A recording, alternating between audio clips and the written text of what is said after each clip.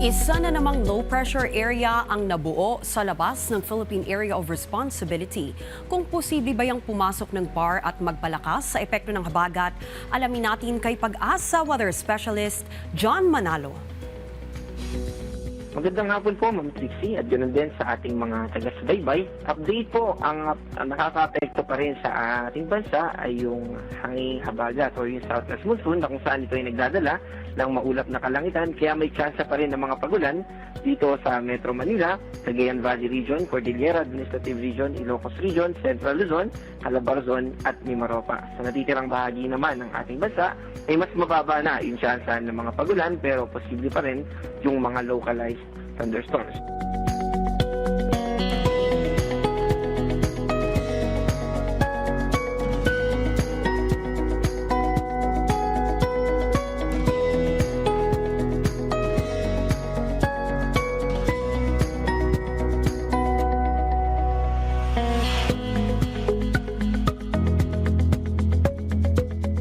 Meron po tayong minomonitor na low pressure area. Huli natin itong namataan sa layong 475 kilometers north-northwest ng Pag-asa Island, Kalayaan, Palawan.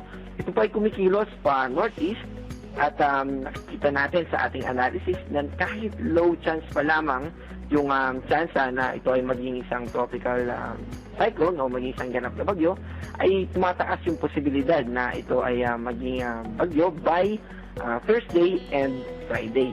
Posible rin po ito na pumasok ng Philippine Area of Responsibility sa nabanggit natin na araw. At kapag ito ay naging ganap na bagyo, ito ay papangalanan natin o tatawaging Esther. Samantala, update naman sa in terms of alinsangan or sa ating heat index, 21 stations pa rin yung umabot sa danger level at ang pinakamataas po ay na-record natin dito sa Surigao City, Surigao del Norte na may value na 47 degrees Celsius. Ang na-record po na heat index dito sa Metro Manila ay 38 degrees Celsius. Dito po yan sa Naiya, Pasay City, Metro Manila.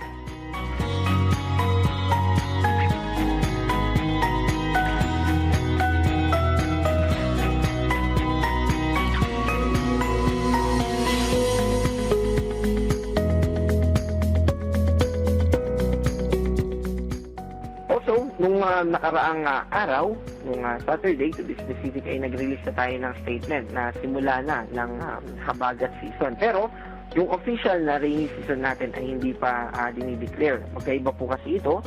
At yung rainy season natin ay may mga criteria when it comes to rainfall. Halimbawa, ay dapat yung 5 consecutive days ay may total na amount na 25 millimeters. Ibig sabihin, ay may mga stations na nakaabot dito pero hindi pa siya at least 50%. So kulang pa yung mga stations na dapat ma-meet itong criteria na ito kaya hindi pa tayo nag-release ng onset ng rainy season. Pero nakikita natin na mataas na yung posibilidad within tomorrow or sa isang araw na magdi-declare na tayo. So within this week ay sure na tayo na magiging onset na ng rainy season. At patungkol naman po sa update natin sa mga dams,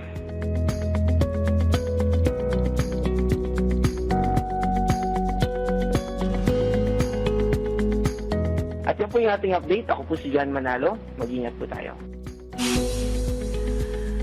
Maraming salamat, Pag-asa Weather Specialist John Manalo.